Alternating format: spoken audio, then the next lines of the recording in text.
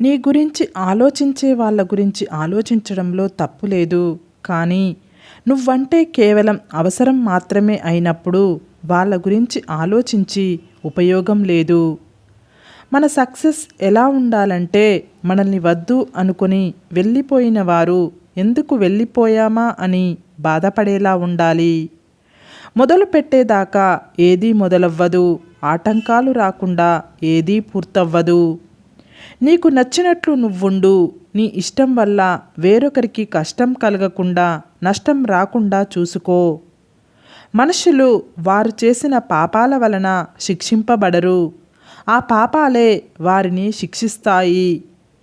నిన్ను ఇష్టపడేవారు నువ్వెలా ఉన్నా సర్దుకుపోతారు. నువ్వంటే ఇష్టం లేని వాళ్ళు నువ్వు ఎంత సర్దుకుపోయినా దూరమైపోతారు. అలాంటి వాళ్ళ గురించి ఆలోచించి నీ సమయాన్ని వృధా చేసుకుని నీ మనసు బాధ పెట్టుకోకుండా ముందుకెళ్ళు. విజయం నీ కళ్ళ ముందు ఉంటుంది. మనిషి ఎప్పుడు పూర్తి ముక్కుసూటిగా ఉండరాదు. ఎందుకంటే ప్రవాహంలో ముందు కొట్టుకుపోయేవి సూటిగా ఉండే చెట్లే, వంగిపోయే దర్పాలు కాదు. గొప్ప వాళ్ళందరూ మనవాళ్ళైతే బాగుండు అనుకుంటాం, కానీ మనవాడు గొప్పవాడు అయితే తట్టుకోలేం. భక్తి అంటే పాపాలు చేస్తూ అవి పోగొట్టుకోవడానికి దేవుడు చుట్టూ తిరగడం కాదు. దేవుడు చూస్తున్నాడనే భయంతో పాపాలు చేయకుండా ఉండడం. పిల్లలకి వస్తువులు ఇవ్వకపోతే కాసేపు ఏడుస్తారు, కానీ సంస్కారం ఇవ్వకపోతే జీవితాంతం ఏడుస్తారు. నువ్వు కష్టపడి పెంచిన చెట్టు యొక్క పండు నీకు అతి తీయగా అనిపిస్తుంది. అలాగే నీ కష్టంతో దక్కిన ఫలితం నీకు అంతులేని ఆనందాన్ని ఇస్తుంది.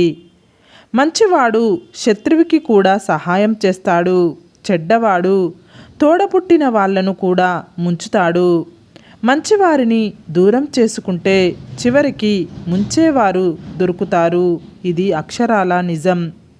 ఒక మహావృక్షం నుండి ఎండిన ఆకు ఎంత సునాయాసంగా రాలి క్రింద పడిపోతుందో అంతే సులభంగానూ నీ ప్రాణం పోతుంది. వెంటనే నిన్ను ఈ లోకం మర్చిపోతుంది. గుర్తుండిపోయేవి నీవు చేసిన మంచి పనులు మాత్రమే.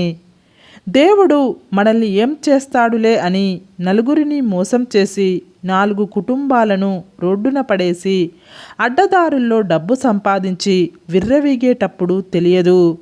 చేసిన పాపాలు పండి ఆసుపత్రిలో రోజులు లెక్క పెట్టేటప్పుడు గోడ మీద ఇలా రాసి ఉంటుంది, ఐసీయూ అని. అంటే అర్థం, నేను నిన్ను చూస్తున్నానని. దేవుడు అన్నీ చూస్తూనే ఉంటాడు.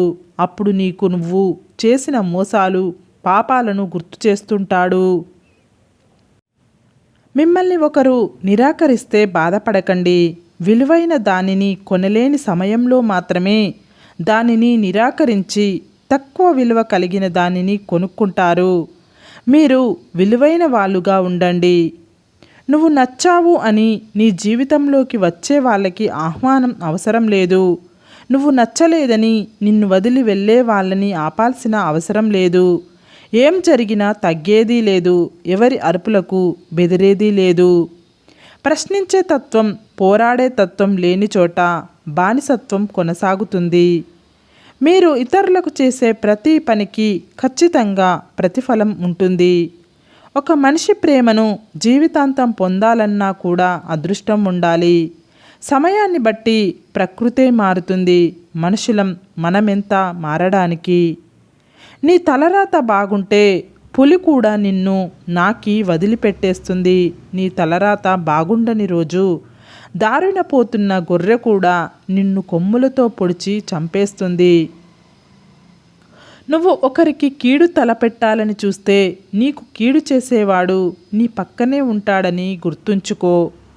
ఎంత గొడవ పడినా తినడానికి రండి అని పిలిచే భార్య, నువ్వు తిన్నావా అని అడిగే భర్త మాత్రమే గొప్ప దంపతులు. ఏదైనా కొత్తగా వైవిధ్యంగా చెయ్యాలనుకుంటే గుంపులో నుంచి పైకి వచ్చి అడుగులెయ్యండి. గుంపు ధైర్యం ఇవ్వచ్చేమో కానీ గుర్తింపునివ్వదు. ఏమీ లేనివాడు కదా, ఏం చేస్తాడు అనుకోవద్దు. ఏమీ లేనివాడి దగ్గర కోల్పోవడానికి కూడా ఏమీ ఉండదు. ఏం చెయ్యడానికి అయినా సిద్ధపడతాడు. మనిషికి భగవంతుడు ఇచ్చే సమస్యల కన్నా తనకు తాను కొని తెచ్చుకునే సమస్యలే ఎక్కువ.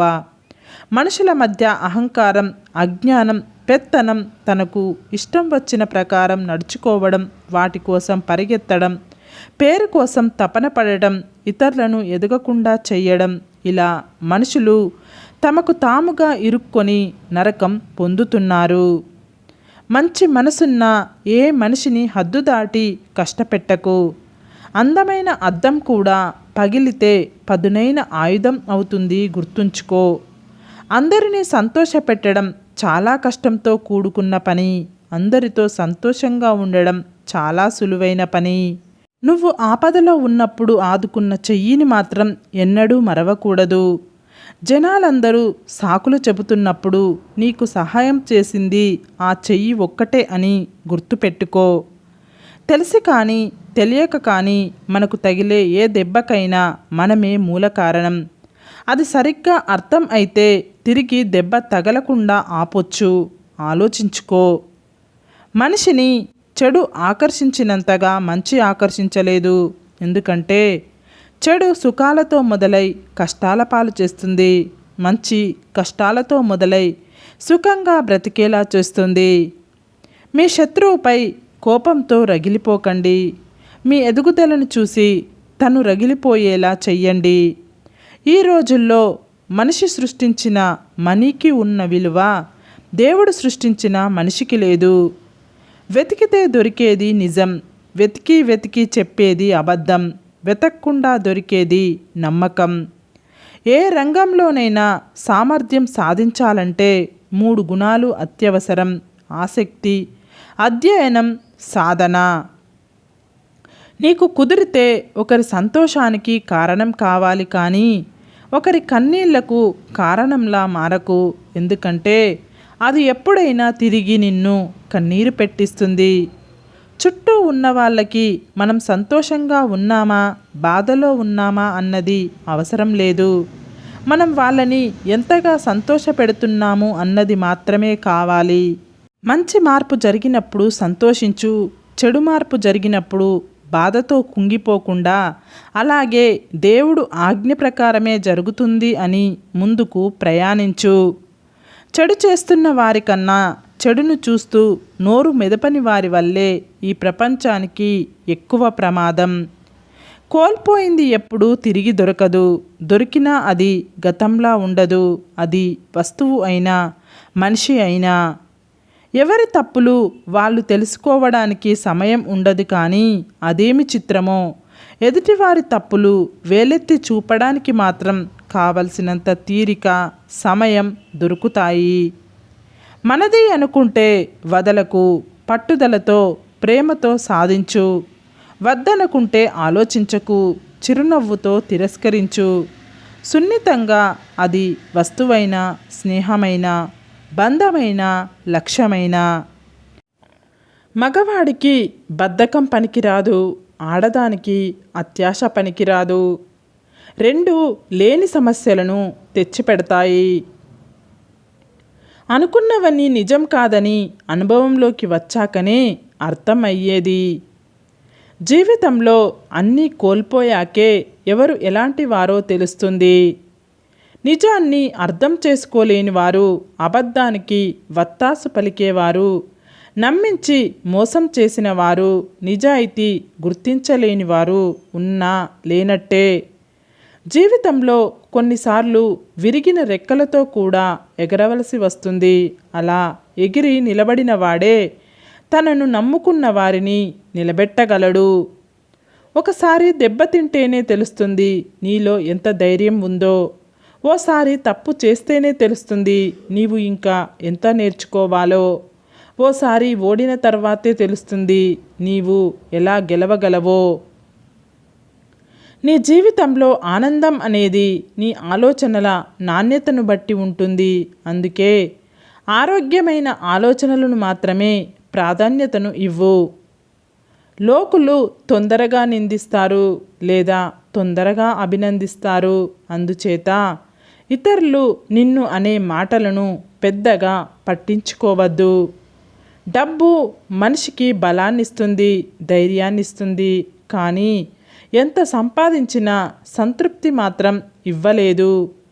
ఈ రోజుల్లో నిజం నిదానంగా నడిచి వచ్చేలోపు అబద్ధం అందంగా తయారై అందరినీ తన వైపు ఆకర్షిస్తుంది. ఎదురు దెబ్బలు తగిలినప్పుడు తొందరపడకు, కాసేపు ఆగి ఆలోచించు. జీవితం నీకేదో నేర్పడానికి ప్రయత్నిస్తుంది అని గ్రహించు. నీ పరిస్థితులు నీకు ఎంత వ్యతిరేకంగా ఉన్నా నీ ఆలోచనలు ఎప్పుడూ పాజిటివ్గానే ఉంటే అవి నీ పరిస్థితులను నీకు అనుకూలంగా మారుస్తాయి. ప్రేమని ఎంత పెంచుకుంటే అంత మంచిని చేస్తుంది. తనలోని ద్వేషాన్ని ఎంత తగ్గించుకుంటే అంత మనశ్శాంతి చేకూరుతుంది. కోపాన్ని ఉప్పులా వాడాలి. తక్కువైతే మర్యాద ఉండదు, ఎక్కువైతే విలువ ఉండదు. తల్లి పోతే బంధం పోతుంది, తండ్రి పోతే బంధుత్వం పోతుంది, సోదరుడు పోతే బలగం పోతుంది, కొడుకు పోతే కొరివిపోతుంది, కానీ భార్య పోతే సర్వం పోతుంది అంటారు. భార్య ఉన్నప్పుడే విలువ తెలుసుకొని ప్రేమగా చూసుకోండి. అన్ని బంధాలు మధ్యలోనే ఆగిపోతాయి, కానీ జీవితాంతం నీతో పాటు వచ్చేది నీ భార్య మాత్రమే. సరే ఫ్రెండ్స్, ఈ వీడియో కనుక మీకు నచ్చినట్లయితే ఇలాంటి మంచి వీడియోల కోసం మా ఛానల్ని లైక్ చేసి షేర్ చేసి సబ్స్క్రైబ్ చేసుకోండి. సబ్స్క్రైబ్ చేసుకున్న వెంటనే పక్కనున్న బెల్ ఐకాన్ని క్లిక్ చేయండి. Bye friends.